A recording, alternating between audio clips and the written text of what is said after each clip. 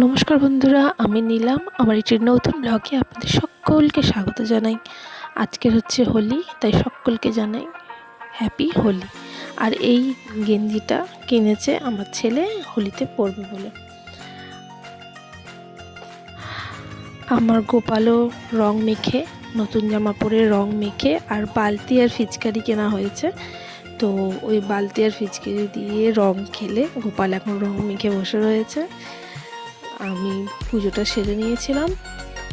এরপর আমরা তো হোলি খেলি না খুব একটা, তাই আর কিছু শ্যুট করিনি। একদম রাত্রেবেলা আমরা দাদা, বোন আর আমরা মিলে বেরিয়ে পড়েছিলাম একটু কলকাতা।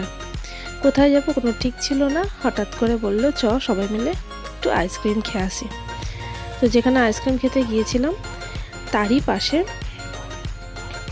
একটা ফুচকার দোকান ছিল, যেটা খুব ফেমাস ছিল, যে দীপিকা পাডুকোন নাকি ওখানে ফুচকা খেয়ে খুব প্রশংসা করে গেছেন। তো আরও অনেক নামি দামি লোক ওখানে এসে ফুচকা খেয়েছিল। তো সেই রূপে দাদা আমরা বললাম তাহলে ওখানে গিয়ে একটু ফুচকাই টেস্ট করা যাক কীরকম। তাই জন্য চললাম আমরা সবাই ফুচকার উদ্দেশ্যে। এই যে এই স্টলটা থেকে দীপিকা পাডুকোন ফুচকা খেয়ে খুব প্রশংসা করেছিল কলকাতার ফুচকা, তো যার জন্য ওনার ছবিও এখানে লাগানো রয়েছে। তো এইখানে সব রকমের ফুচকা পাওয়া যায়, অনেক ভ্যারাইটি, দই ফুচকা, আলুর দম ফুচকা, এমনি জল ফুচকা, আর হচ্ছে নর্মালি চাটনি দেওয়া ফুচকা, অনেক ধরনের ফুচকা এখানে পাওয়া যায়। এক প্লেট ফুচকার দাম 6 পিস 90 টাকা। তো চলুন, আমাদের এখানে অর্ডার দেওয়া হয়ে গেছে ফুচকা। আমরা সব রকমের ফুচকাই এখানে একটু একটু করে টেস্ট করেছিলাম সবাই মিলে। সবার প্রথমে নেওয়া হয়েছিল আলুর দম ফুচকা। তো চলুন আলুর দম ফুচকাটা নিই। এই যে আলুর দম ফুচকা। আলুর দম ফুচকাটা দেখতে খুব সুন্দর, এক ছোট ছোট যে আলুর পিস, প্রত্যেকটা ফুচকা একটা করে আলু দেওয়া রয়েছে, ঝুড়ি ভাজা আর একটু তেঁতুলের চাটনি আর ধনেপাতা। এই পুরো প্লেটটার দাম হচ্ছে 90 টাকা। তো আমরা সবাই এক পিস করে আলুর দম ফুচকা টেস্ট করতে লাগলাম। আমি এবার খেয়ে দেখি, সবাই একটা করে নিয়েছে, আমি এবার খেয়ে দেখি কেমন লাগছে। খেয়ে দেখলাম সুন্দরই ছিল। এরপর নেওয়া হলো দই ফুচকা।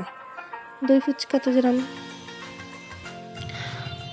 ছিল, দই, ঝুড়ি ভাজা আর ধনেপাতা, আর ফুচকার যেরকম আলু দিয়ে পুর থাকে সেই রকমই ছিল। তো এরও এক একটা প্লেট হচ্ছে 90 টাকা করে। বাচ্চা দুটো দই ফুচকা খেয়েছে, ওরা আলুর দম ফুচকা খায়নি।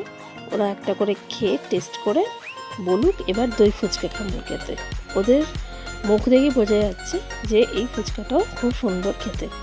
এরপরে সবাই লাইন দিলাম জল ফুচকা খাওয়ার জন্য। একটাই পাতার মধ্যে সবাই মিলে ভাগাভাগি করে খাচ্ছিলাম। তো জল ফুচকাটা এবার কেমন খেতে এদের মুখ দেখে বোঝা যাবে।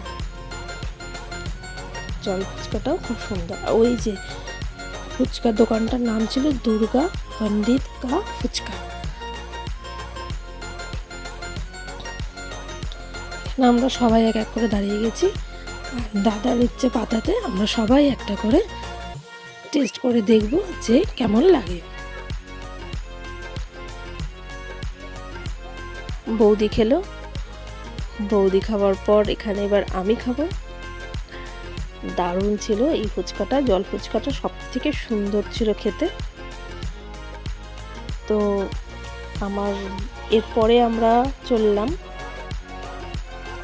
আইসক্রিম খেতে, যার জন্য এই জায়গাটায় এসেছিলাম। তো এই আইসক্রিমের খুব ফেমাস এই আইসক্রিম দোকানটাও, ন্যাচারালস আইসক্রিম। এখানে আইসক্রিমের টেস্ট নাকি খুব সুন্দর, তো এই কারণেই এখানে এলাম আইসক্রিম খেতে। তো চলুন ভেতরে গিয়ে দেখি কী কী আইসক্রিম, কী কী ফ্লেভার পাওয়া যায়। এখানে ফ্লেভার টেস্ট করতে দেওয়া হয়, তো টেস্ট করে দেখি কোনটা ভালো লাগে। তো আমাদের ছেলে দুটো আর সবাই গেছে ওখানে টেস্ট করার জন্য ওরা আইসক্রিম, আর আমরা এখানে বসে ওয়েট করছিলাম। ওখানে প্রথমে টাকা দিয়ে আসতে হবে, তারপরে আইসক্রিম পাওয়া যাবে। এই যে আমরা সবাই সব রকমের ফ্লেভার একটা করে নিয়েছি, কার কোনটা ভালো লাগে। আমার হাতে যেটা আছে ওটা হচ্ছে কোকোনাট ফ্লেভার। এত সুন্দর খেতে ছিল আইসক্রিমটা, মানে কি বলবো, এখনও যে আমি ভয়েস ওভার দিচ্ছি এখনও আমার মনে হচ্ছে জিভ দিয়ে জল গড়িয়ে আসছে। পুরো মনে হচ্ছিল একটা ডাবের শাঁস আমরা তুলে তুলে খাচ্ছি। এরপর ওখানে আরও নানান ফ্লেভারের সবাই খেয়েছিলাম। খাওয়ার পর ওখান থেকে বেরিয়ে এবার নেক্সট গন্তব্য হলো আমাদের যে বলবন্ত সিং ধাবাতে লস্যি আর চা খেতে যেতে হবে। তো কলকাতার বুকে বলবন্ত সিং ধাবারও একটা ভালো নাম আছে, তো আমরা তাই সেখানেও গেলাম, দেখি টেস্ট করে কীরকম ওখানকার লস্যি আর চা। কিন্তু হলে কী হবে, হোলির রাত্রবেলা অনেক ভিড় থাকার জন্য এখানে পার্কিং পাওয়া যাচ্ছিল না। অনেক চেষ্টা চরিত্রি করে দাদা পার্কিং খুঁজছিল, তাই জন্য বলা হচ্ছিল যে হয়তো আর যাওয়া হবে না, ব্যাক করে চলে যাওয়াই ভালো। কিন্তু এসেছি গেলে দাদা তো ছাড়ারও পাত্র নয়, ও খুঁজে খাজে একটা ঠিক পার্কিং জোগাড় করে ফেললো। আর এখানে পার্কিং দেখতে দেখতে দেখছি একটা সুন্দর বড় গেট, এটা নতুন হয়েছে। তো আমি জিজ্ঞাসা করতে জানতে পারলাম এটা নাকি একটা গুরুদুয়ারার গেট। এত সুন্দর বড় গেটটা লাইট দিয়ে সাজানো, মনে হচ্ছে যেন একটা পুরো প্যান্ডেল করা রয়েছে। তো এর পাশেই আমরা পার্কিং করতে একটা জায়গা পেয়েছি ঠিক গুরুদুয়ারের সামনে। তো সেইখানেই আমরা গাড়িটা পার্কিং করব। পার্ক করে এবার আমি গেটটা ভালোভাবে গাড়ি থেকে নেমে দেখছিলাম, সত্যি দুর্দান্ত অপূর্ব লাগছে। আর এটা নাকি নতুনই হয়েছে কলকাতার বুকে। তো এই গেটটা এখানে দেখে আমরা এবার গেলাম বলবন্ত সিং ধাবাতে। সেখানে লস্যি আর চায়ের অর্ডার দিতে গেছে আমার হাজব্যান্ড। তো ততক্ষণে আমরা এখানে একটা বড় কাগজ মতন লাগানো ছিল, একটা ব্যানার মতো। তো সেখানে সবাই যে যে এসেছে এত সময় ধরে এই ইয়েতে, তো হোলি স্পেশাল হিসেবে সবাই কিছু না কিছু তাদের কথা লিখে গেছে। কেউ হোলি উইশ করেছে, কেউ কারোর নাম লিখেছে, কেউ কোনো কথা শেয়ার করেছে। তো এইরকম করে পুরো ক্যানভাসটা ভর্তি হয়ে গিয়েছিল। তো ওখানে একটা পেনও রাখা ছিল, সেখান থেকে দাদাও আমাদের হাত বাড়িয়ে ও সবাইকে হ্যাপি হোলি উইশ করে, আর আমরা যা যা ফ্যামিলি গিয়েছিলাম তাদের নাম করে একটা সুন্দর লেখা ওখানে লিখে দিয়ে এলো। এরপরে আস্তে আস্তে সবাই আমরা একবার একবার করে ওখানে নিজেদের নাম লিখে এসেছিলাম। আর এত লেখা হয়ে গেছিলো যে এখানে ফাঁকা কোনো জায়গাই ছিল না। এরপরে আমার বোনও সেখানে তার নিজের নাম লিখে জায়গা খুঁজে খুঁজে যেখানে যে পেরেছে সেখানেই তার ওখানে সিগনেচার করে দিয়ে এসছে। আর ক্যানভাসটা থেকে বুঝতেই পারছেন কি সুন্দর সবাই লিখে ভর্তি করেছে। এরপর আমাদের পুচকিটাও বলে আমিও লিখবো আমার নাম। তো লেখো তোমার নামও, বলতে ও ওর মাকে জিজ্ঞাসা করে করে ওর নামটা লিখছে। তো দেখতে পাচ্ছেন এখানে দোলযাত্রা কিছু কিছু বোঝা যাচ্ছে লেখাগুলো, যে কে কীভাবে ওখানে লিখে উইশ করেছে, পুরো ক্যানভাসটা ভর্তি করেছে। তো ইতিমধ্যে এসে গেল আমাদের চা। দাদা, আমি আর আমার হাজব্যান্ড চা অর্ডার করেছিলাম, কারণ আমরা সবাই আইসক্রিম খেয়েছিলাম, তাই চা খেতে ভালো লাগছিল, আর লস্যি খেতে ভালো লাগছিল না। আর বাকিরা সবাই লস্যি।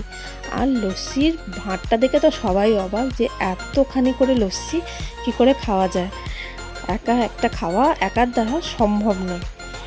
আর এত দুর্দান্ত খেতে ছিল, ওই জন্য সবাই সবারটা শেয়ার করে করেই খাওয়া হচ্ছিলো। আমরা যে লস্যি খাবো না বলছিলাম, আমরাও ভাগ বসিয়ে দিয়েছিলাম। কিন্তু লস্যিটা এত সুন্দর খেতে ছিল, অপূর্ব বলার মতো না, মানে মুখে লেগে থাকার মতন দারুণ খেতে, দারুণ। তো দেখি আমার হাজব্যান্ডের লস্যিটা খেয়ে কেমন লাগছে, ও এবার টেস্ট করুক। টেস্ট করে ওর খুব ভালো লেগেছে, সবারই ভালো লেগেছে, মানে দারুণ লস্যিটা। আমরা সবাই মিলেই খেলাম শেষ পর্যন্ত, ওই 6খানা ভাঁড় সবাই মিলেই খেয়ে শেষ করা হলো। আর কি, এই করতে করতে বেজে গেল রাত্রি 10:30 11টা প্রায়। এইবারে আমরা চললাম বাড়ির দিকে। তো বাড়ির দিকে রওনা হয়ে গেলাম। রাস্তাঘাট প্রায় ফাঁকা, এমনি হোলি খুব একটা যে ভিড় ছিল তা নয়, কলকাতা রাস্তাঘাট ফাঁকাই ছিল।